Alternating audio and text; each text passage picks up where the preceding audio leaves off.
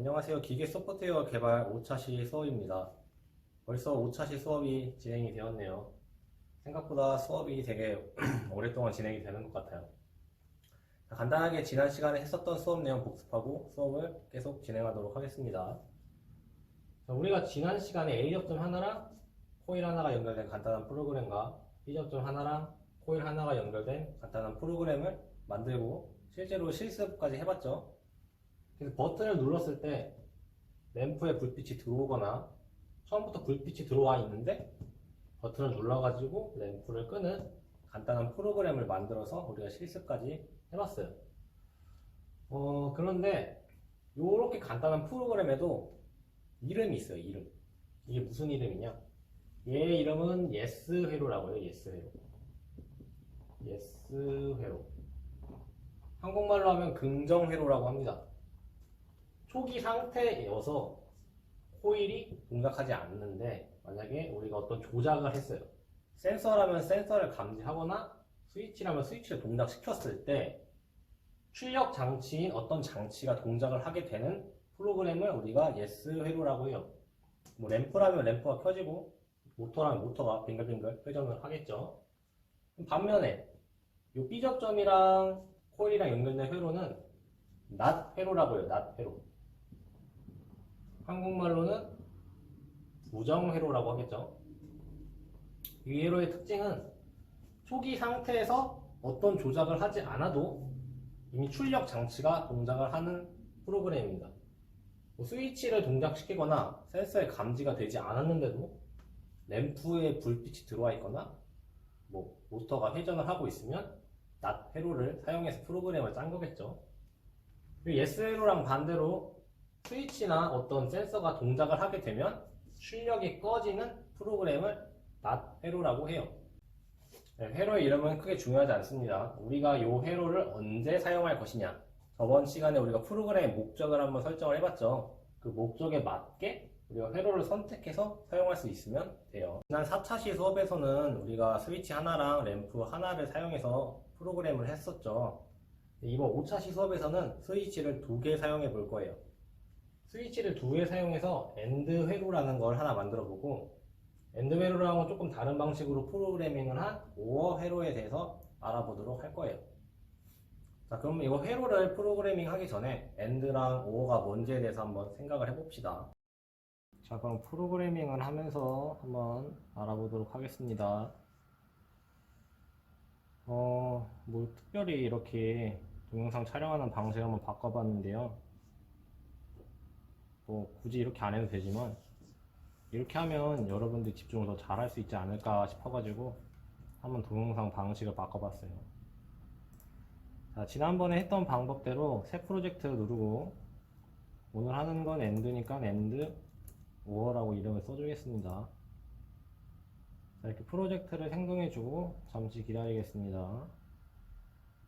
이렇게 프로그램 할 수 있는 이렇게 화면이 나타나죠.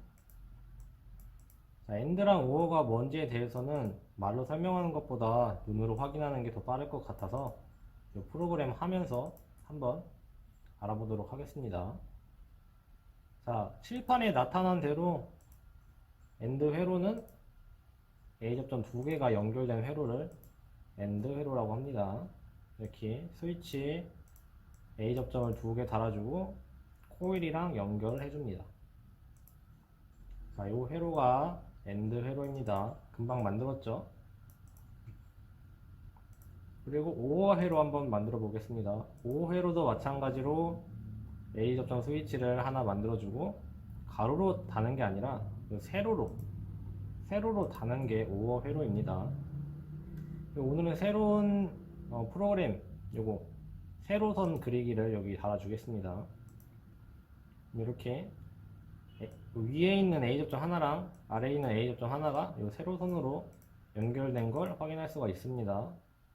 이렇게 2개가 연결된 프로그램에 코일을 달아줍니다. 코일. 자, 이렇게 달아도 되고 위쪽에 다는 게 이쁘니까 위쪽에 달게요. 자, 위쪽에 이렇게 달았습니다. 자, 그러면 AND 회로라는 거 하나 위쪽에 만들었고, OR 회로라는 거 하나 아래쪽에 만들었습니다. AND는 한국말로 그리고를 뜻하고, OR는 한국말로 또는 이라는 의미를 뜻하죠. 예를 들어서 엄마한테 우리가 심부름을 한다고 생각을 해봅시다. 엄마가 빵이랑 우유 사와 하면은 빵이랑 우유 우리가 두 개 다 사가야 되죠. 근데 혹시 엄마가 뭐 과자나 음료수 사와 라고 말한다면 과자 하나를 사가도 되고 음료수만 사가도 되고 과자나 음료수 두 개 다 사가도 된다는 얘기죠. 둘 중 하나 어느 것을 사가도 상관없다는 게 오어 회로고 두 개 다 사가야 한다는 게 이 AND 회로의 의미입니다. 자, 그럼 디바이스 변수를 매겨가지고 실제로 어떻게 동작하는지 눈으로 확인하는 게 더 빠르니까 확인을 해볼게요. 그리고 지난 시간에 말했던 대로 LS 산정도 우리가 할 게 아니기 때문에 디바이스 변수 매기는 거는 눈으로만 봐도 상관이 없습니다. 이따가 미쓰비시로도 어떻게 하는지 실제 실습을 해볼 거니까 크게 신경을 쓰지 않아도 됩니다. 자, 이렇게 디바이스 변수 매겨주고 시뮬레이터를 한번 돌려볼 겁니다.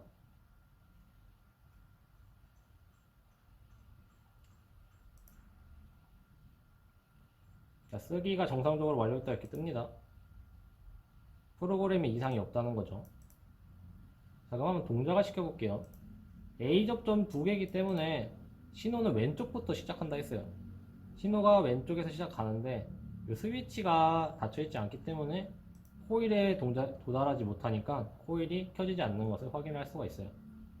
그럼 요거 P0이라는 스위치를 한번 켜보도록 하겠습니다. 자, 요 P0이라는 스위치 하나만 켜도 신호가 여기를 지나갈 수 있지만 요 P1이라는 스위치가 열려있기 때문에 요 P60인 코일에 도달을 할 수가 없어요. 그래서 요 코일을 키려면 P0 뿐만 아니라 P1도 켜줘야 코일이 동작하는 것을 눈으로 확인을 할 수가 있어요. 그러니까 AND 회로는 뭐냐면 두 개 모두 다 동작을 해야지 출력이 동작을 한다라는 조건의 회로를 의미합니다. 둘 중에 하나라도 꺼지면 꺼지겠죠.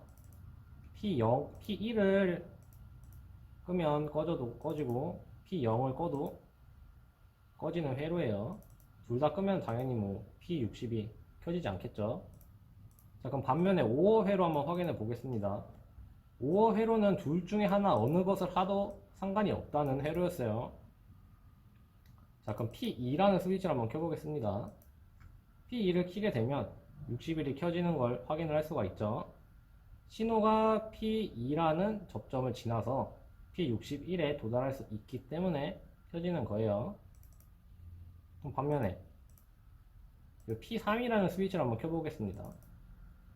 P3을 켜게 되면 마찬가지로 신호가 요 세로선을 타고 위로 올라가서 요 P2의 영향을 받지 않고 P61에 도달을 해서 P61이라는 코일이 켜지는 것을 눈으로 확인을 할 수가 있어요.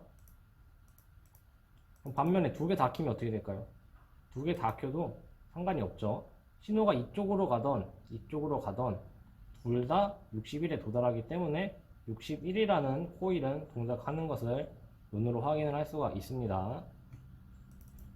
뭐 둘 중에 하나가 꺼지더라도 둘 중에 하나가 켜져 있기 때문에 코일이 켜지는 것을 확인을 할 수가 있어요. 그래서 5호 회로 같은 경우에는 둘 다 꺼졌을 때만 꺼지고 둘 중에 하나가 켜져 있어야지만 코일을 동작시킬 수 있는 논리를 말하는 거예요. 2학년 5반 학생들의 경우 이론 시간에 배웠기 때문에 그 이론이랑 요 실습이랑 연관지어서 이해할 수 있도록 노력을 하면 더 좋을 것 같아요. 자, 그럼 실제로 요거를 이제 배선을 해서 동작이 어떻게 되는지 한번 확인을 해보도록 하겠습니다. 자, XG5000에서 프로그래밍 했던 것처럼 AND 회로 하나랑 OR 회로 하나를 미쓰비시에서 한번 프로그래밍 해보도록 하겠습니다. 자, 미쓰비시는 입력에는 X라는 디바이스를 출력에는 Y라는 디바이스 명칭을 사용한다고 했어요.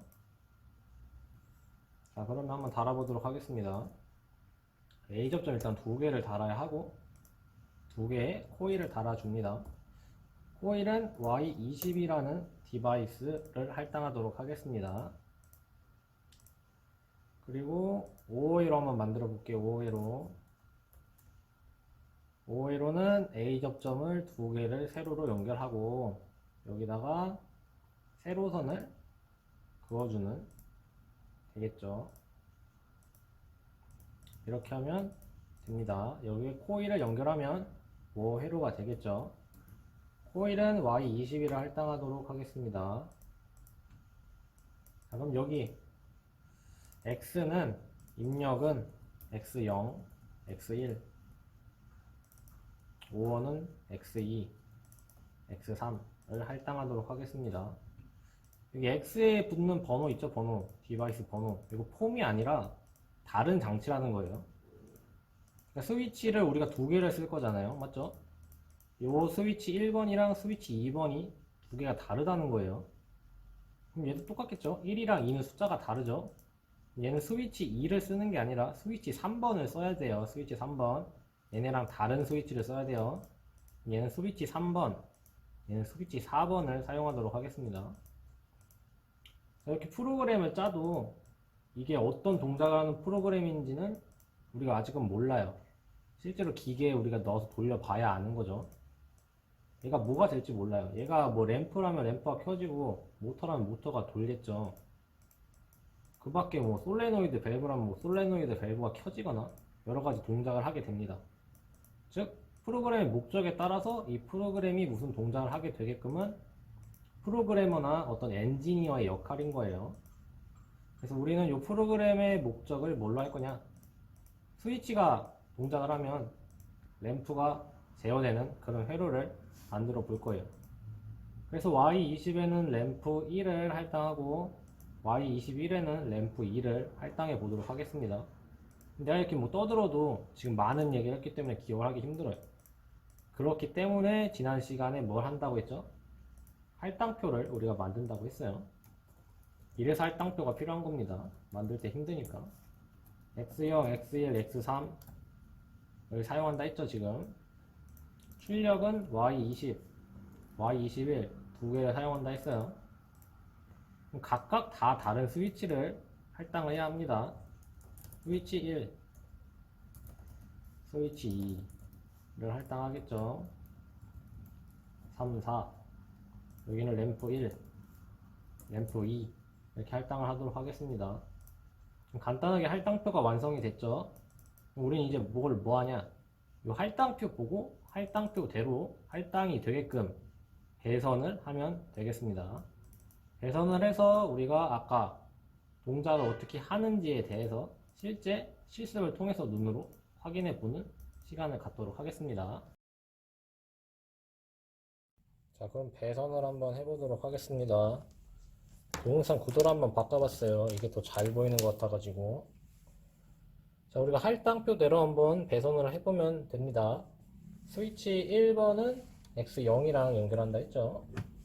1이랑 0이랑 바나나 잭을 이용해서 쉽게 연결할 수 있습니다. 2랑 스위치 2번이랑 X1이랑 연결을 하고 할당표대로 연결을 합니다.